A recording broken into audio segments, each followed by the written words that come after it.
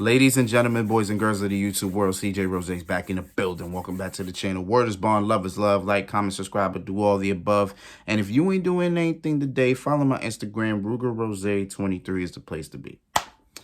Okay. So, we got a pay-per-view. It is today, because today is Saturday. We got pay-per-view today. Or tonight. Later tonight. And it's for all elite wrestling. AEW Full Gear. The final pay-per-view for all elite wrestling is tomorrow. It's going to be in Jersey. East Rutherford to be exact. And I'm pretty sad I'm not going to be there. Because I said to myself, because I remember when they said they were going to come to Jersey, I was going to take the day off, have my money, all that, like, just be straight, right? Once it got a little closer, I was like, I ain't got it. You know what I'm saying? I don't got it. So, I'm gonna be a little sad, but, I mean, it is what it is. I actually wanted to I was hoping that CM Punk would actually be on the pay-per-view, because I actually would love to see him in person. But, yeah, it is what it is. It's a whole thing. You already know. All right. So let's get this rolling. It's gonna be a long video because you know AEW with their long pay-per-view cards. It's gonna be a long video. 14 matches. One match less than last time and All Out. But it is what it is. All right. Let's get into this. All right. So I'm gonna kick it off with Eddie Kingston versus, was it Jun Akiyama? I think I say his name. I'm assuming this has something to do with Rampage, because Rampage, Eddie Kingston and Ortiz had a tag team match with two of New Japan's guys. I'm assuming that's why we can get in this match at Full Gear.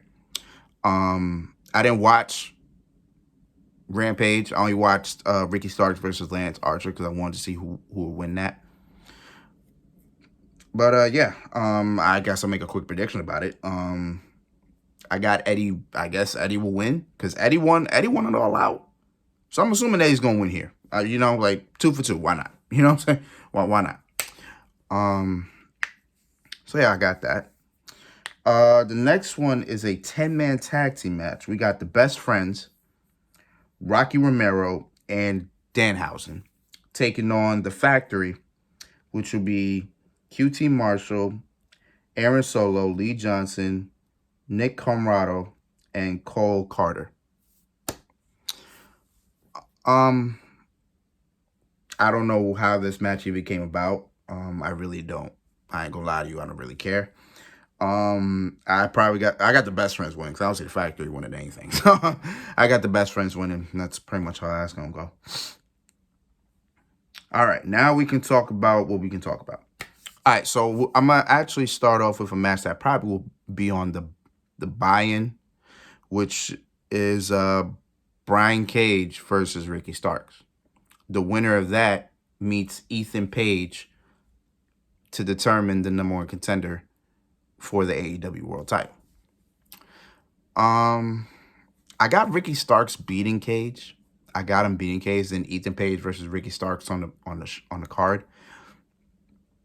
I got Ricky Starks winning. I got him winning. Now, this is not to say Ethan Page doesn't deserve a title match, because I believe he does. But I don't know, Ricky Starks, man. I could just imagine the match in my head, and I could just imagine just Ricky Starks just getting wild over with the crowd, and it's just a man, you gotta kill Ricky Starks to get it. You know what I'm saying? It's something like that. But I got absolute Ricky Starks #1 contender. That's how I just see it. That's how I see it going down. All right. Let's see. What's the next match? Oh, Jay Cargill, Nyla Rose, TBS title. this storyline's been so weird because it was literally on a random time that Nyla Rose took the TBS championship, not won it. She didn't win it. She didn't pin Jade. No. She literally snuck up and took it. And for, I want to say it's been about a month and a half now, she's been roaming around claiming she's the TBS champion. And it's just been like, okay. The worst part about this is that we knew this match was going to happen. Like, once this happened, like, okay, this match is going to happen at Full Gear. Okay, we knew that. But the worst part about it is Nyla Rose ain't going to be the one to stop Jade. Because who is going to beat Jade? Nobody knows that yet. Nobody knows who's going to beat Jade. I don't. So, I don't know. But Jade Cargill winning. I don't see Jade losing. I don't have her losing. I got Jade winning. She gonna remain undefeated. And that's that. That's it. Nothing else about it. All right. Jeff Jarrett and Jay Lethal take on Darby Allin and Sting. Jeff Jarrett made his appearance, I want to say it's been 2 weeks now. Two weeks ago. Jeff Jarrett shocked the world. Like, legitimately shocked the world appearing on AEW. And it shocked the hell out of me because we just literally saw that man at SummerSlam. Like, we just literally saw that man at SummerSlam back in August. And boom, here we are in November. He's on AEW. And he's aligned himself with Jay Lethal, who they do have a history with. Remember, Jay Lethal was in TNA. Jeff Jarrett did sign Jay Lethal to a contract, so they have some history there. There's no history between Jeff Jarrett and Darby Allin, but you best believe there's a lot of history between Jeff Jarrett and Sting. You best believe. Not only did those two work in WCW together, and I'm pretty sure at some point they were in WWE together, but they never clashed. Sting also was signed to TNA when Jeff Jarrett was there. So there's a lot of history between those two men. Trust me. This is almost like a nostalgia match in a sense. Like, just seeing Jeff Jarrett and Sting go at it once again. It's like a nostalgia match. It's pretty much what it is. Also, this ain't the first time Jeff Jarrett and Jay Lethal will be a tag team. Because Jeff Jarrett and Jay Lethal were a tag team in Ric Flair's farewell match. So it wouldn't be the first time that they team up together. So, this should be just an okay match. I don't think it's going to be something that's going to, shock the airwaves or whatever you want to call it. I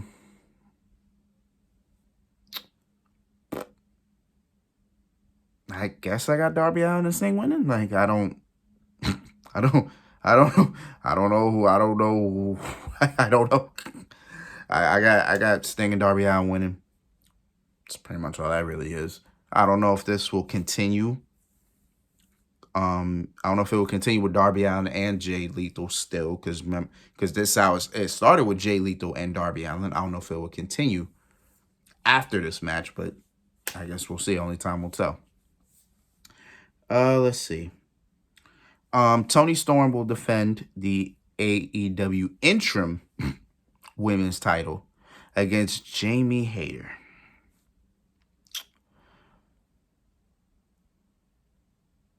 This is all, listen. Thunder Rosa is coming back. I don't know when. I don't know if she's coming back soon or whatever the case is, but we ain't going to see that woman. I know we won't see that woman until next year. So this is all just to save up for Toni versus Thunder Rosa. And that's my problem with the interim titles, right? This is my whole problem. See, AEW creates these interim championships, right? Or they make an interim champion. And it's always the person that was either supposed to win the title or it was supposed to be the person that was supposed to face the champion. Now, I think we all know AEW is always going to set up that match. I think we always know that. You know what I'm saying? And once the champion comes back, then obviously that match is still going to happen. So it's like at this point in time, Toni Storm is untouchable. She's not losing that title until Thunder Rosa comes back. And once she comes back, then we'll decide who's the undisputed champion. But for now, Toni Storm is just untouchable. She can't lose. And she's not losing against Jamie Hayter. She's not. So it's Toni Storm wins and just moves on. Now, will the trigger be pulled in this Britt Baker, Jamie Hayter thing? I don't know. Like they pushed it to the side. Will it come here? Will it come full circle here? Only time will tell. I don't know. Speaking of Britt Baker, DND. Or DND. I said DMD, didn't I? DND. She will be taking on a woman who's having her first match in 5 years. Saraya. Or Saraya. Is it Saraya or Saraya? I say Saraya. I'm going to say Saraya. No, I'm going to say Saraya. Sounds better. I'm going to say Saraya. Sounds better. So Saraya, formerly known as Paige, is having her first match in 5 years. We learned 2 weeks ago that she is officially medically cleared to compete, which is good. The thing about Paige is that Paige kind of had the same injuries or the same injury in a way like Daniel Bryan or Bryan Danielson and Edge had, where it was like if they continue wrestling, then they might be like paralyzed or whatever the case is. Paige had that same sort of injury, and it was dealing with the neck, obviously. I guess she saw Daniel Bryan in 2018 make his epic return, and then Edge make his triumphant return in 2020. That she worked hard, rehabbed, and boom, here we are. And I think we already know what the outcome is going to be is Miss Saraya is winning. Like, you can't have somebody who's coming back after 5 years in their very first match of 5 years lose. It's not happening. It is not by any stretch of the imagination happening. So with that being said, Saraya wins. Is Britt Baker probably the perfect person to do it? Yeah, is. Because Saraya is sitting there saying, this is my house. And honestly, for being honest, AEW has been Britt Baker house since that lights out match with Thunder Rosa. This has been Britt Baker's brand. This has been her company. Like, she is the top woman. Yes, Jade Cargill is undefeated. Yes. But Britt Baker is just that much higher than Jade. So it's just been Britt Baker and everybody else is down here. Even when Thunder Rosa won the title, Britt Baker was still here.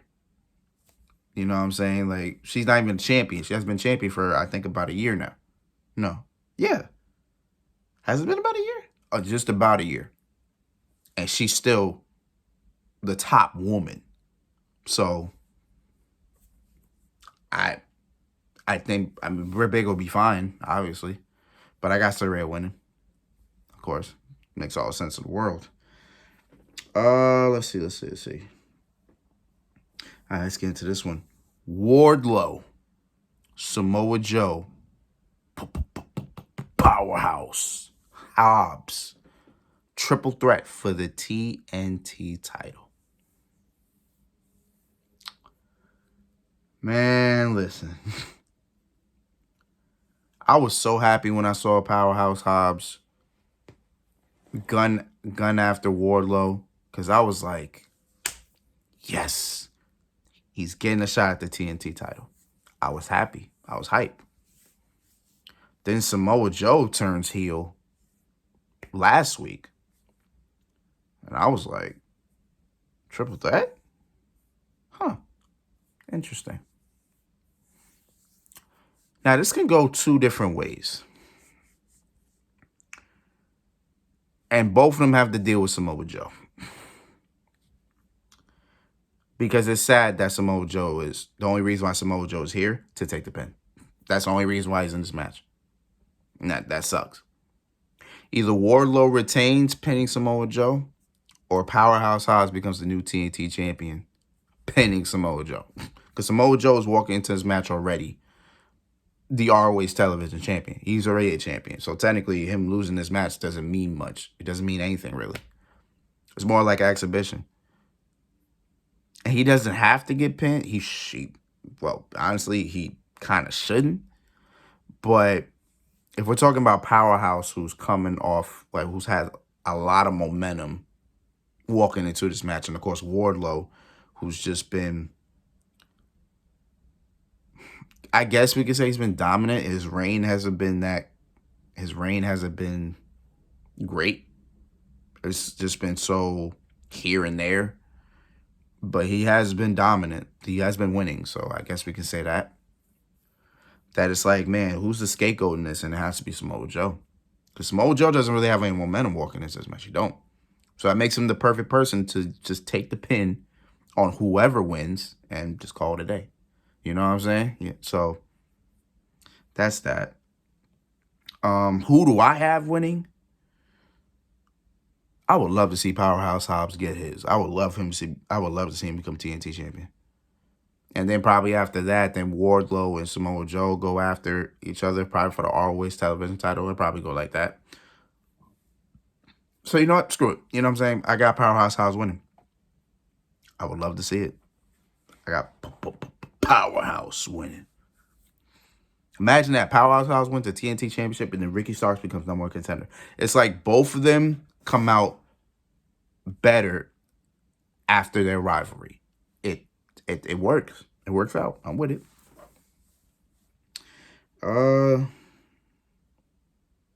Okay.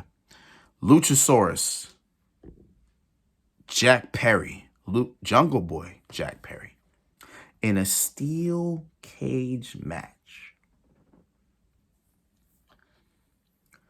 So I mean, honestly, I think this is supposed to be Jungle Boy and Christian Cage in the steel cage. But Christian Cage hurt himself. He's supposed to be out. He's going to be out for 9 months. I think we're on month number 2 at this point. So he probably won't be in action until next year. Probably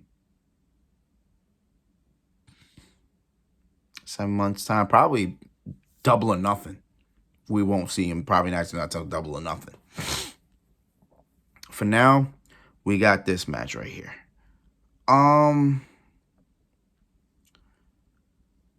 Jungle Boy should win. Get his revenge, because the last time Luchasaurus and Jungle Boy had a match, Luchasaurus won. So for Jungle Boy to win this is probably the right move. He'll probably just escape the cage. That's probably what I'm. This was like an escape the cage type of finish. So we'll definitely. I'll definitely go with that. So I got Jungle Boy winning. I was confused at what they were doing with Luchasaurus at first because they had him be on Christian Cage's side, and then when Jungle Boy came back, Luchasaurus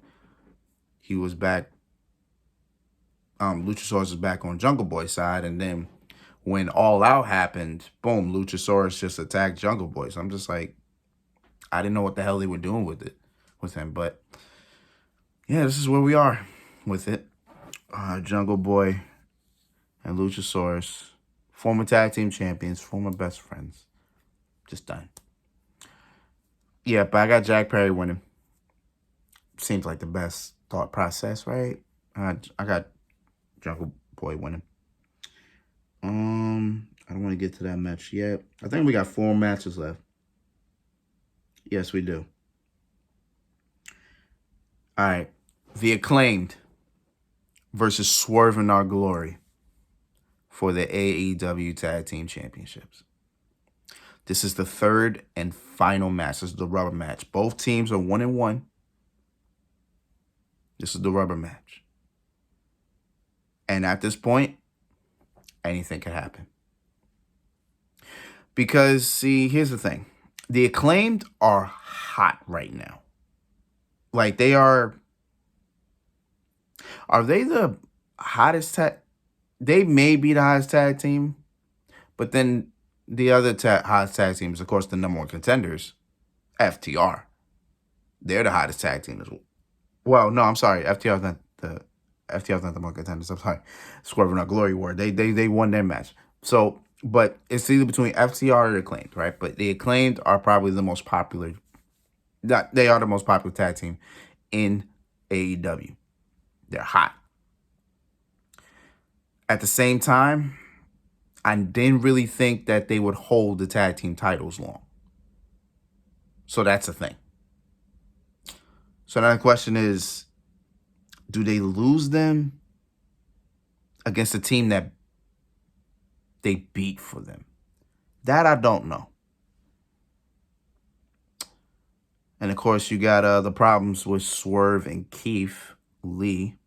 You know, Keith Lee kind of being the face, Swerve being the heel at this point. So will Keith Lee join the dark side? Or will just say, you know what, F it, and then just cheat to win? Or is Keith Lee just going to walk out with his partner and then the Acclaim retain? I don't know. But that's the beauty of it. I love to not know. I love to not know what's going to happen. So, if I were to predict it,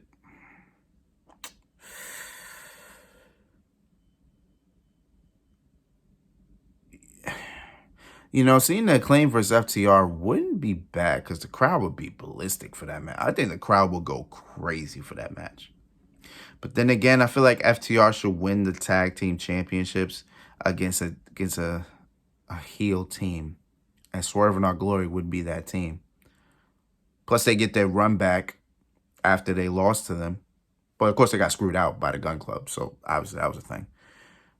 I guess Swerve in Our Glory win back their tag team championships. I guess that's how we go about it. That's just how I'm saying it. Okay, we'll do that. Swerve in Our Glory win, and then FTR takes those titles from them. It'll be kind of a flip flop with the title, but I mean, we had to get to a point somewhere. You know what I'm saying? The Ocho, Chris Jericho, defends his ROH World Title against Claudio Castagnoli, Sammy Guevara, and the American Dragon Bryan Danielson. I ain't gonna lie to you, this match seems pretty random. It was just made kind of like spur moment type thing. Even though the Jericho Appreciation Society and the Blackpool Combat Club kind of been at odds for like months now. So they kind of just, you know, this makes kind of sense. This makes some sense. The thing is, I don't know how this match is gonna go. See, that's the thing about this match. I think can Claudio win this? I don't know if everybody has a chance to win. I don't know if each guy has the same amount of chances to win. Because I can see Jericho retaining and then continuing his whole facing former ROH champions. I can see that. I can see a Chris Jericho Adam Cole match in the future. Should be pretty interesting. But then you got Bryan Danielson, who if I'm not mistaken, out of everybody who's come to AEW recently, I think he's probably one of the few people, if not the only person, to not win anything. Because let's see. Claudio came at a Forbidden Door, and he won the ROH title. Let's see. Keith Lee came in early this year, and he won. He was one after the tag team champion. Swerve came earlier this year and won and won a was one after the tag team champions. Trying to think who else. I'm sorry, Keith Lee came in last year. I don't know why I said this year, but he came in last year. Adam Cole won the Owen Hart tournament. I mean, that wasn't a championship, but he won something.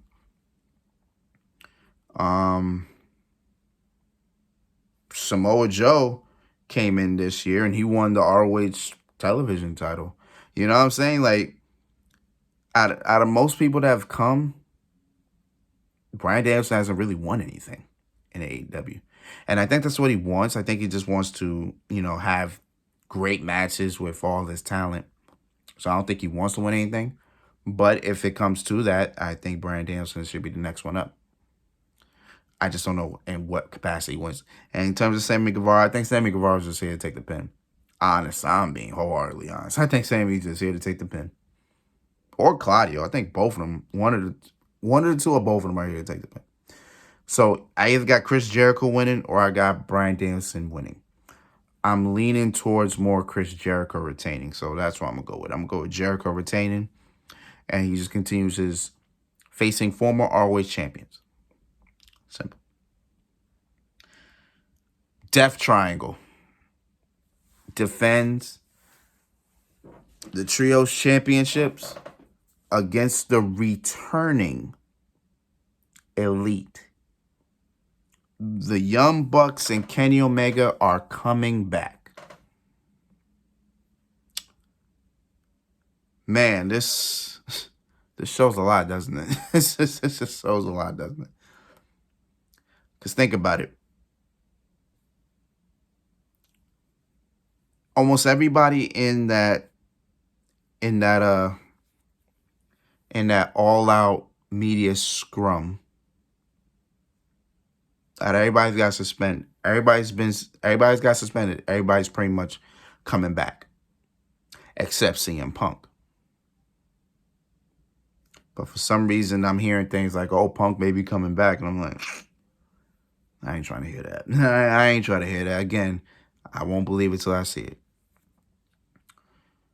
So the Elite were the first ever Trios champions, but of course they had to relinquish them the night they won them. They lost them in days. They lost them in a 2-day span. So that's fun. And the team to take advantage was Death Triangle. Listen, this match is going to be fire. This match is going to be fantastic. Listen, Kenny Omega and Pac, when they were in the ring together, they had one of the best matches in AEW history. When the Young Bucks and the Lucha Brothers were in the ring together, they had one of the best matches in AEW history. So imagine all those elements just coming together, and boom. It's going to be this is going to be a war. And I'm here for all of it, bro. I'm here for every damn minute. I'm here. I am here. Which tells me I believe the Elite are going to regain their titles. I think they're going to regain their titles. And then they're going to do what they were supposed to do in the beginning. Which is, I don't know what. I don't know what was planned. I don't know what was going to happen. But regardless of it, I think the Elite are walking out the Trios champions. It's going to be a banger. Probably the match of the night. Honestly, might be the match of the night. And I'm here for all of it.